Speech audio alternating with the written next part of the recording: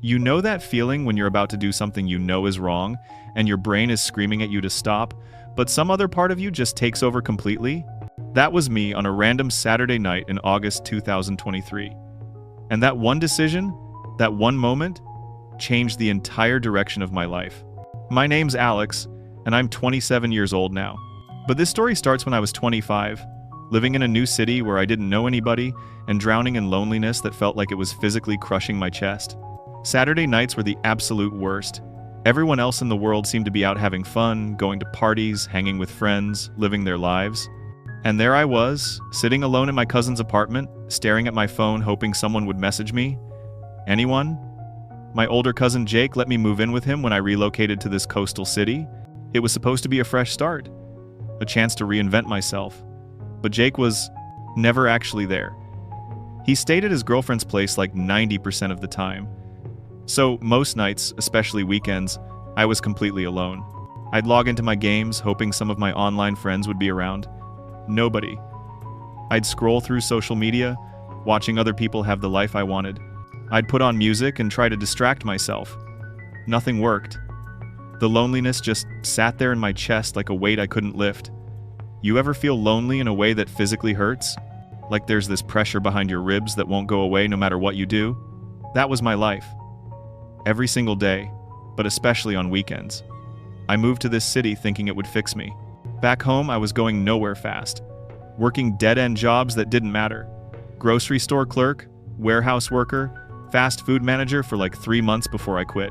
I wasn't chasing my real dreams. I always wanted to make music. That was my passion since I was a kid. I'd create lyrics, mess around with beats on my laptop, dream about actually recording something real. But after my dad died, I just couldn't anymore. The drive disappeared. The ambition vanished. Everything felt pointless. My pops passed suddenly in 2016, right after I graduated high school. I was 18 years old.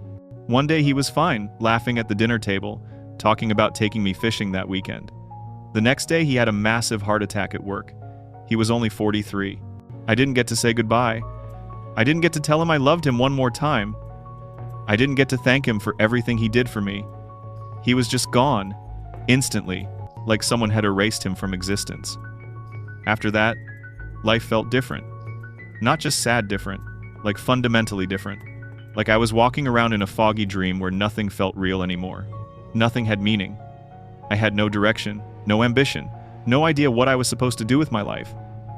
My mom tried to help, she'd tell me Dad would want me to keep going, to chase my dreams, to live my life. But I couldn't feel that. I couldn't connect to it. I was just numb all the time. So I worked those pointless jobs. I came home. I played video games. I existed, but I wasn't really living. Years went by like that, just going through the motions, waiting for something to change. That's when I decided to move. New city, new start, new me. Except I brought all my problems with me and, surprise, nothing actually changed. There's something from my childhood I need to mention because it's part of why I ended up where I did. It's something I've barely shared this with anyone. Something I buried so deep I almost convinced myself it didn't matter. When I was really little, maybe 3 or 4 years old, something bad happened to me. Sexual abuse. I don't want to get into all the details because honestly, I'm still working through it in therapy. But I remember standing on a staircase in my house, looking down, seeing things no kid that age should ever see. I knew it was wrong. Even at that age, something in my brain understood this wasn't okay. But the people involved told me it was fine. They said everyone does it. They told me to come down the stairs. I remember looking back up like maybe I could run away. But I was just a tiny kid, and I trusted adults, so I went down. That's where everything started going wrong in my head, I think. That's the root of all the messed up stuff that came later. Sometimes when I'm lying in bed at night, unable to sleep, I still can't wrap my mind around the fact that someone did that to me before I could even read. Before I knew my ABCs, before I understood anything about the world or my own body, that trauma stayed with me. It changed how I saw myself. It messed up how I related to people, especially when it came to anything romantic or sexual. I never dealt with it properly. Never talked to anyone about it until recently. I just pushed it way down and tried to pretend it didn't happen. But it did happen. And it mattered. A lot. Looking back now, after months of therapy, I can see how that childhood trauma combined with losing my dad created this perfect storm inside me. It's why I had no self-esteem, why I couldn't connect with women in a normal way, why I started thinking of regular women as civilian women, like I was some kind of soldier in a war nobody else could see. It's why I eventually started paying for sex, because I couldn't figure out how to connect with people for real, because I felt broken and damaged and unworthy of actual love, because paying for it felt easier than risking rejection from someone who might see the real me and run away. So, there I was on another empty Saturday night in late August, 2 years ago. The loneliness was absolutely crushing me. I couldn't take another second of sitting in that silent apartment, staring at the walls, feeling sorry for myself. I needed to get out. I needed to be around people. I needed to hear voices and see faces and feel like I was part of the world instead of watching it from outside. But here's the thing about social anxiety. It makes everything harder. The clubs and bars downtown where normal people my age would go? Absolutely not. Way too crowded, too loud, too much pressure to be cool and interesting. I'd have a panic attack before I even got through the door. So I came up with a different plan. I'd go to the Waffle House by the beach, get some food, sit at the counter, be around other humans for a little while. Simple, manageable, safe. I rolled up a blunt first. Driving and smoking used to be my favorite thing in the world, especially after Dad died. Every night around 1 in the morning, I'd roll up like 4 blunts, get in my car, and just cruise around my hometown for hours. The roads would be completely empty. The traffic lights would be all mine. No other cars, no people, just me, the night, the music, and the smoke. It was the only time I felt peaceful. The only time my brain would quiet down and stop screaming at me. So I started driving along the coast with the windows down. The ocean was this huge dark presence beside me, waves crashing that I could hear over my music. The salt air was coming in.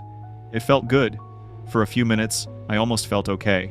When I got near the Waffle House, I did my usual thing. See, my social anxiety is so bad that I can't just pull into a place.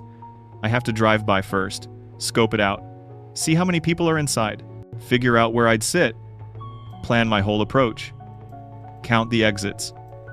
I know it sounds paranoid and crazy, but that's just how my brain works. I drove past slowly and looked in the windows.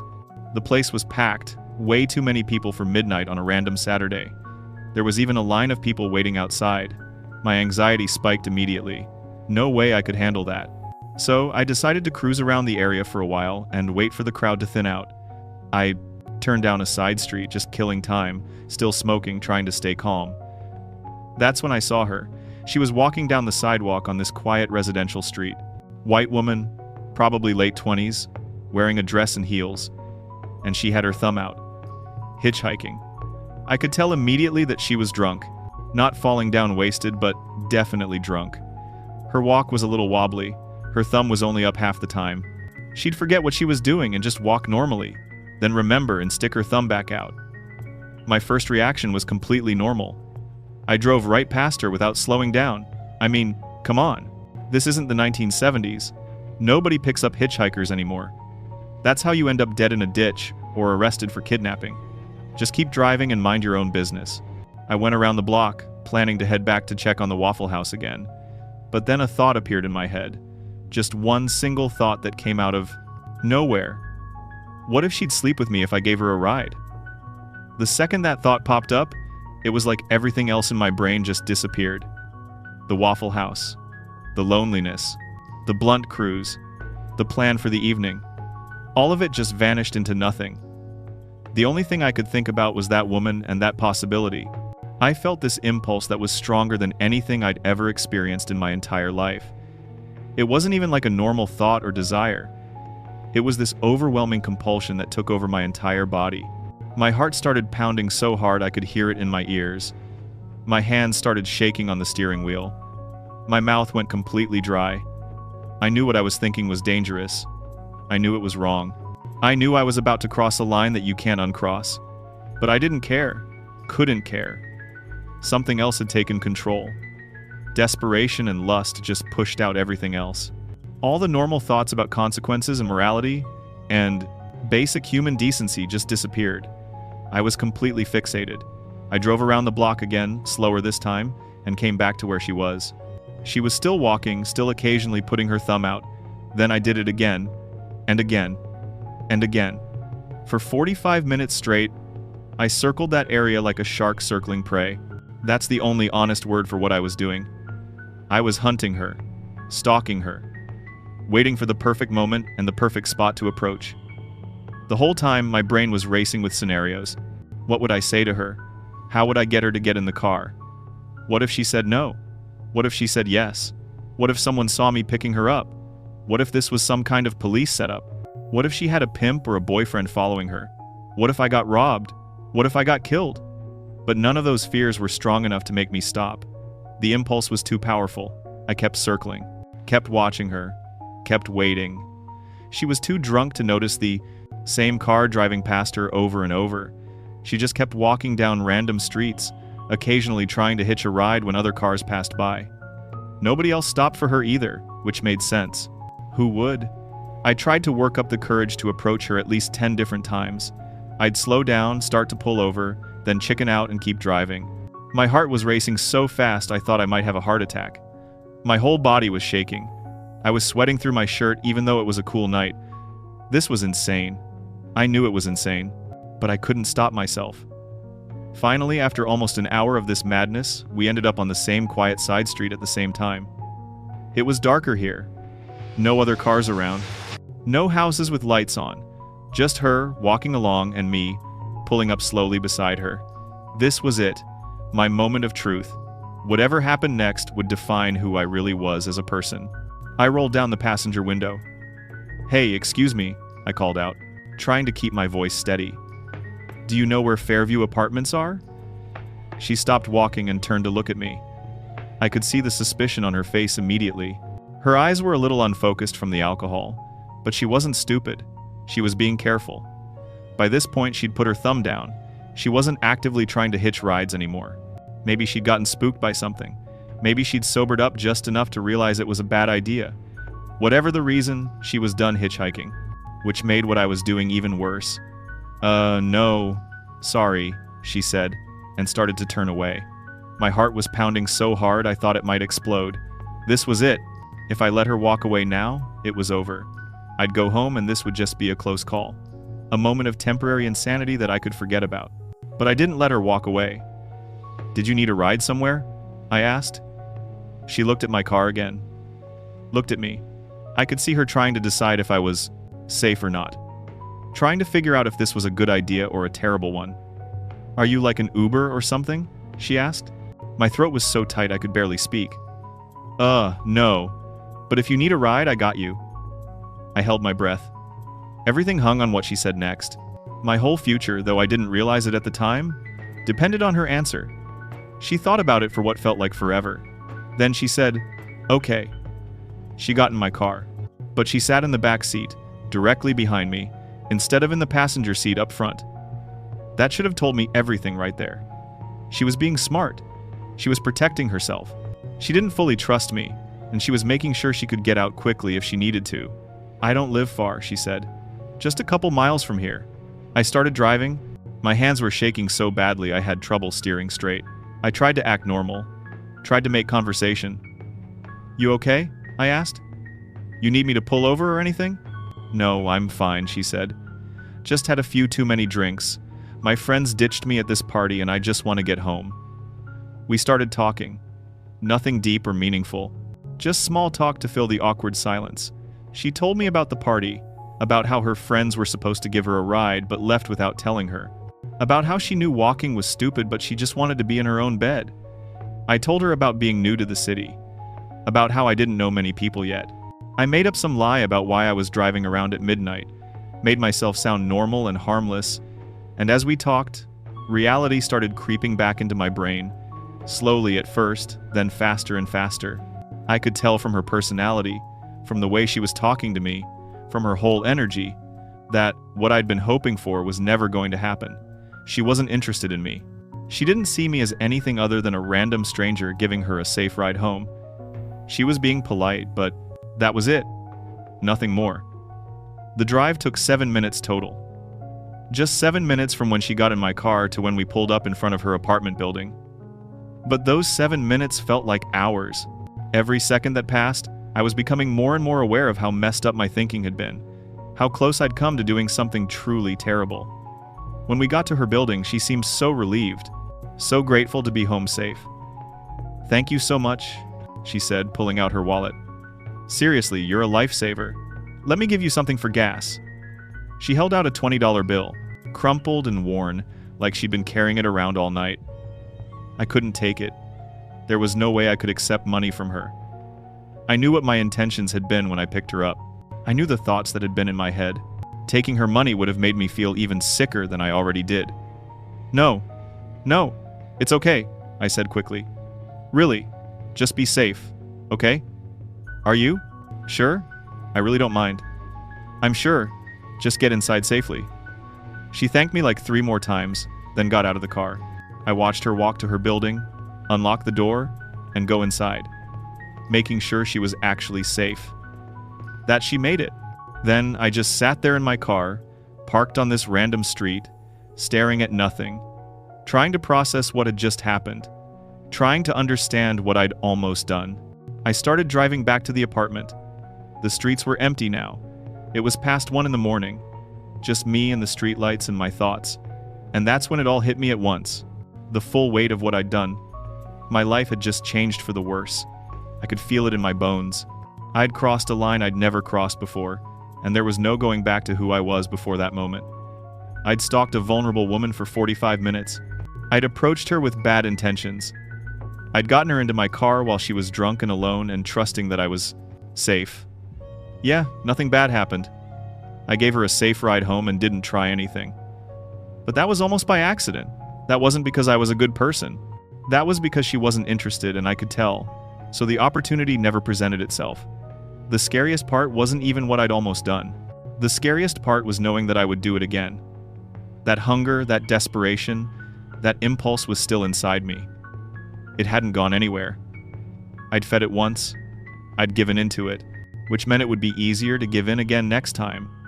I knew with absolute certainty that this wouldn't be the last time. And I was right. Over the next 2 years, from August 2023 to about 6 months ago, I fell deeper and deeper into patterns that put me at risk. I became someone I didn't recognize when I looked in the mirror. I didn't stalk women again, at least not like that first time. But I did other things. Worse things in some ways. I started paying for sex regularly. Not just occasionally, but frequently. Multiple times a week sometimes. I was spending money I didn't have. Going to places I shouldn't have been. Meeting people in situations that could have gone horribly wrong at any moment. There were close calls. Times when I thought I was about to get robbed or arrested or worse. Times when I should have left but didn't because the addiction was stronger than my survival instinct. My finances were a disaster. I was barely making rent. I'd spend my paycheck on sex workers, then have to borrow money from my cousin for food and bills. I made up lies about why I needed the money. Car repairs, medical bills, emergency stuff for my mom back home. Jake never questioned it. He just helped me out because that's the kind of person he is, which made me feel even worse. My job performance suffered. I was working as a graphic designer for a small company, but I couldn't focus. I'd show up exhausted from being out all night. I'd miss deadlines.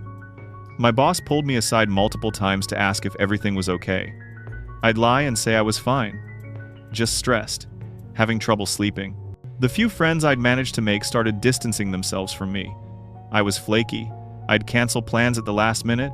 I'd disappear for days without responding to messages. My family back home had no idea. My mom would call and ask how I was doing. I'd put on a fake, cheerful voice and tell her everything was great. All lies. The truth was, I was drowning. Completely and utterly drowning. And I had no idea how to stop. My rock bottom came about 8 months ago, in February of this year. I'd connected with someone through the usual channels. We agreed to meet at a motel on the outskirts of the city, the kind of place that rents rooms by the hour and doesn't ask questions. When I got there, something felt wrong immediately. The person I was supposed to meet was there, but so were 2 other people. Big guys who looked like I weren't there to be friendly. I realized pretty quickly that I was about to get robbed. Maybe worse. I managed to talk my way out of the situation. Made up some story about having left my wallet in the car. They let me go, probably because they could tell I didn't have much money on me anyway. I got back to my car and just sat there, shaking uncontrollably. My hands were trembling so badly I couldn't get the key in the ignition at first. I was crying, actually crying, sitting in my car in this sketchy motel parking lot at 2 in the morning. This was what my life had become. I was putting myself in situations where I could easily end up dead or in jail. And for what? A few minutes of temporary satisfaction that left me feeling worse than before? When I got back to the apartment, Jake was actually there for once. He was sitting on the couch watching TV. He took one look at me and knew something was seriously wrong. "Alex, what happened? Are you okay?" I broke down. Completely broke down. I told him I had a problem, that I was addicted to sex and it was destroying my life. That I'd just been in a dangerous situation and I couldn't keep living like this. To his credit, Jake didn't judge me, he just listened. And then he helped me find a support group. I've been going to a support group for sex addicts for about 6 months now. At first I was terrified to walk through that door. People judge sex addiction differently. They think you're just perverted or weak. They don't understand that it's an actual addiction, just like any other. The first meeting was in the basement of a church. There were about 8 people there, all different ages and backgrounds. When it was my turn to introduce myself, I could barely speak. "I'm Alex," I said, my voice shaking, "and I'm a sex addict." Saying it out loud made it real in a way it hadn't been before. I couldn't hide from it anymore. The people in that group understood. They'd been where I was. Some of them had done things worse than me. Some had lost their marriages, their families, their jobs. Hearing their stories helped me realize I wasn't alone. I wasn't uniquely broken. I was just broken in a way that a lot of people are broken, and there was a path forward. The group taught me tools for managing the urges when they come up, and they still do come up. This isn't something that just disappears. The addiction is still there, but I'm learning how to interrupt the pattern, how to recognize when I'm about to spiral, how to reach out for help before I do something I'll regret. I got a sponsor, a guy named Marcus, who's been sober from sex addiction for 5 years. He's like 15 years older than me, works in construction, completely different life. But he gets it. I can call Marcus anytime, day or night, when I'm struggling. He always answers, always talks me through it, never makes me feel ashamed. The support group was the first step, but it wasn't enough on its own. I needed actual therapy to deal with the root causes. About 4 months ago, I started seeing a therapist who specializes in trauma and sex addiction. Her name is Dr. Chen, and she's helped me understand so much about why I ended up where I did. We've been working through the childhood sexual abuse. That's been the hardest part. Talking about things I've spent my entire life trying to forget. Dr. Chen explained to me how childhood sexual trauma rewires your brain, how it affects your ability to form healthy attachments, how it can lead to compulsive sexual behavior as an adult. None of that excuses what I did, but it helps me understand it. It gives me a framework for healing instead of just hating myself forever. We've also worked on my grief around my dad's death. I never properly grieved, I just shut down emotionally. Dr. Chen says I went numb instead of actually processing the loss. That numbness, that fog I felt like I was living in for years, all of that was unprocessed grief, and it contributed to everything that came after. The lack of direction, the dead-end jobs, the inability to pursue my music dreams. In therapy, I've been learning how to actually feel my feelings instead of running from them. It's hard, really hard, but it's necessary. It's October 2025 now, a little over 2 years since that night I picked up that woman. I've been clean from acting out for 6 months. 6 months without paying for sex. 6 months without putting myself in dangerous situations. It's not perfect. I'm not cured. I still have urges sometimes. I still have days where the loneliness feels crushing, but now I have tools to deal with it. I have my support group, I have Marcus, I have Dr. Chen. I've also been incredibly lucky. I didn't catch HIV or any other incurable disease during those 2 years of acting out. Not everyone does. I've met people in my support group who weren't as fortunate. That could have easily been me. I also never got arrested or killed, though there were close calls. That situation at the motel could have gone so much worse. My job situation has improved. Once I got into recovery, my performance at work got better. I could focus again. My boss noticed the change and I got a small promotion last month. My relationship with my cousin is better too. I came clean with Jake about borrowing money for my addiction. He was hurt that I'd lied to him, but he understood. I've been paying him back slowly from each paycheck. Most importantly, I've started pursuing my music again. Just little things so far. Creating lyrics, messing around with beats on my laptop. Nothing serious yet, but the desire is back. That's huge. For years after Dad died, I felt nothing. No passion, no excitement, no drive. Recovery is giving that back to me. Here's the thing that keeps me motivated every single day. There's a woman in my life now. Her name is Jasmine, and I met her through completely normal circumstances. We work in the same building, different companies, and we started talking in the coffee shop downstairs. We've been dating for about 3 months. It's still new and I'm terrified of messing it up. I was honest with her from the beginning. Not about every specific detail of my addiction, but about the fact that I'm in recovery, that I'm working through some serious stuff, that I go to support group meetings and therapy. I expected her to run. Most people would. Who wants to date someone with that kind of baggage? But Jasmine didn't run. She appreciated my honesty. She told me everyone has stuff they're working through, and at least I was actually doing the work instead of pretending everything was fine. We're taking things slow, really slow, which is exactly what I need. I'm learning how to have a real relationship, how to connect with someone emotionally and not just physically, how to be vulnerable without falling apart.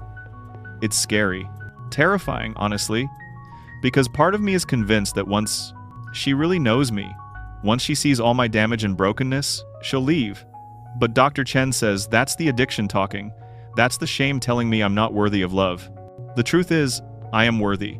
I'm working hard. I'm making progress. And Jasmine sees that. She sees my effort. She sees my heart. I want to be the partner she deserves. I want to wake up next to her without feeling like I'm hiding something terrible. I want to build a life with her based on honesty and trust and actual intimacy. That's what keeps me going. That's what motivates me to keep showing up to meetings even when I don't want to keep going to therapy even when it's painful. I'm sharing this because I think there are other people out there struggling with similar things. Maybe not exactly the same, but close enough that they'll recognize themselves in my story. If that's you, I want you to know you're not alone. You're not uniquely broken or damaged beyond repair. You're not a monster, even if you've thought about doing monstrous things. But you do need help.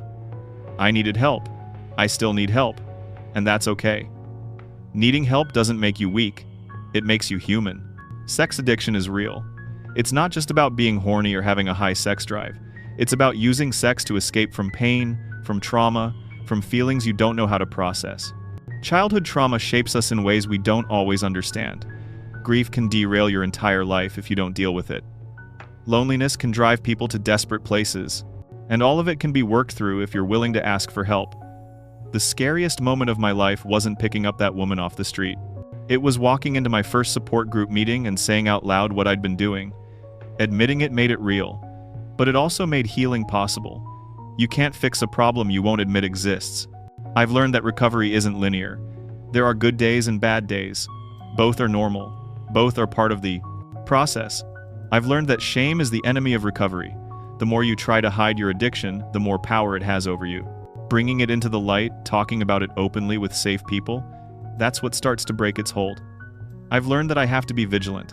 The addiction is always there, waiting for a moment of weakness. That's why I can't skip meetings, can't skip therapy. Recovery is something I have to work on every single day. Most importantly, I've learned that I'm not defined by my worst moments. Yes, I stalked a woman. Yes, I engaged in risky behavior for 2 years. Yes, I hurt people and put myself in danger. But that's not all I am.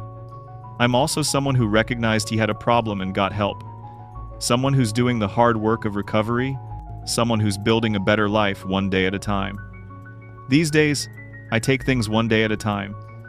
You can't think about staying sober for the rest of your life. That's too overwhelming. You just think about staying sober today.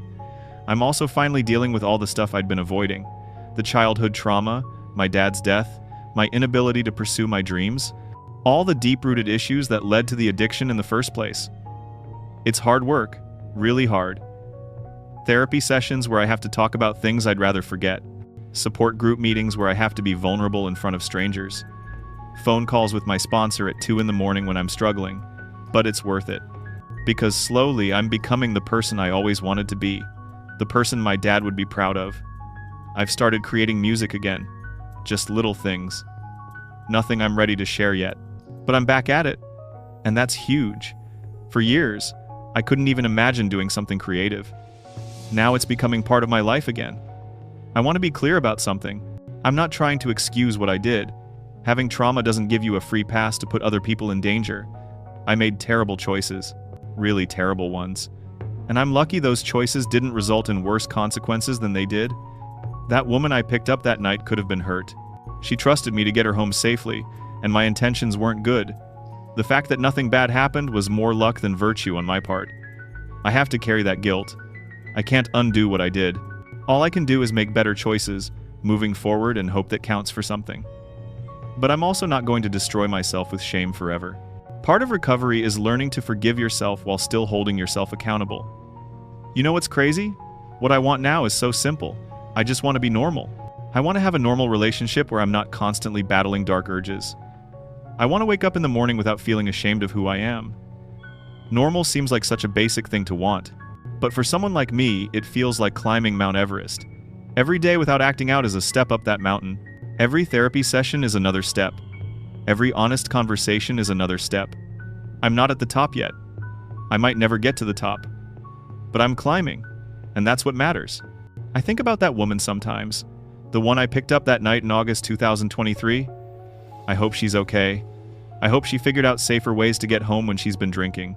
In a weird way, that night saved me. Because I crossed that line, I eventually had to face what I'd become. If I'd just stayed home that night, maybe I would have kept gradually getting worse without any specific moment to point to as rock bottom. That doesn't make what I did okay. But maybe the worst moments of our lives can become turning points if we're willing to do the work. If you've made it this far in the video, thank you. I know it's long and probably uncomfortable in places, but I think it's important to talk about this stuff honestly instead of pretending it doesn't happen. That night 2 years ago was a turning point for me. It was the start of a dark period where I did things I'm not proud of, but it was also, eventually, the start of my journey toward healing. Sometimes you have to hit bottom before you can start climbing back up. Sometimes you have to face the worst parts of yourself before you can begin to change. I'm climbing now, slowly, one day at a time, toward the person I want to be, toward the life I want to have with Jasmine, toward the music career I always dreamed of, toward being someone my dad would be proud of. It's hard. Some days I don't think I can do it. Some days the urges are so strong I'm not sure I'll make it through without giving in. But then I call Marcus, or I text someone from my group, or I remind myself why I'm doing this. I'm doing it for the chance at a normal life, for the possibility of real love and real connection, for the hope that I can be more than my worst moments. And that's enough to keep me going, one day at a time, one step at a time, one choice at a time. Because at the end of the day, we're all just trying to survive our demons and build something better. And if I can do it, maybe you can too.